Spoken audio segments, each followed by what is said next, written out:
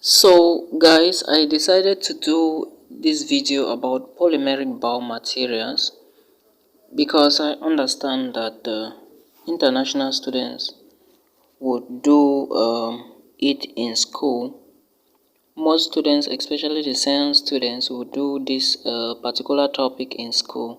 But for those who are not in school, who are learning, who wish to learn, I think it's very important and mandatory I drop the topic here.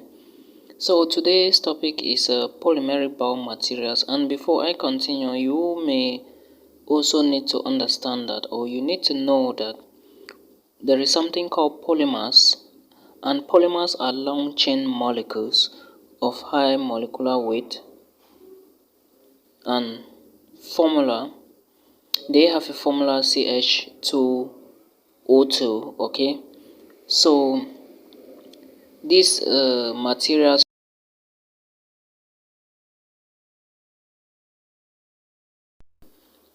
and they are made up of two types. The polymers, which are biomaterials, there are two types of polymers. Okay, the first one I will be talking about is natural polymers. Natural means that they come naturally. All right, so natural polymers are gotten from plant materials. They are gotten from plant materials, then and are also relevant in the field of biomaterials, like that is some of the natural polymers are cellulose. All right, they are very useful. Cellulose. We also have sodium alginate, is also another form of natural biomaterial. We also have natural rubber. There is something called natural rubber, which is a biomaterial. All right, like I said, biomaterials are substances that are used mostly in a laboratory for our day-to-day use. I will come back to that. Okay, so those are some examples of natural polymers, and there are also animal materials which are natural polymers, and some of these animal materials which are natural polymers include collagen. All right, for those who did biology, they understand what I'm talking about. There is this strong material called collagen. We also have glyco amino acids. All right, we also have glycans. These are basically animal stuff. We also have heparin. All right, and there is also deoxyribonucleic acid, which is commonly called DNA. All right, so these are examples of natural polymers.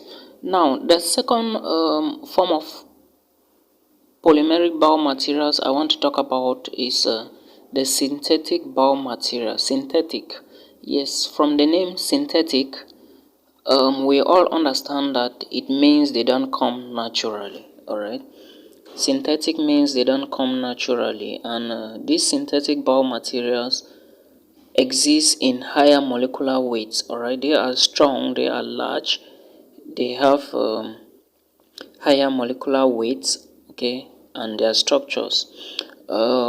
It's unfortunate that I will not be showing you the pictures, but I will come back later on to show you.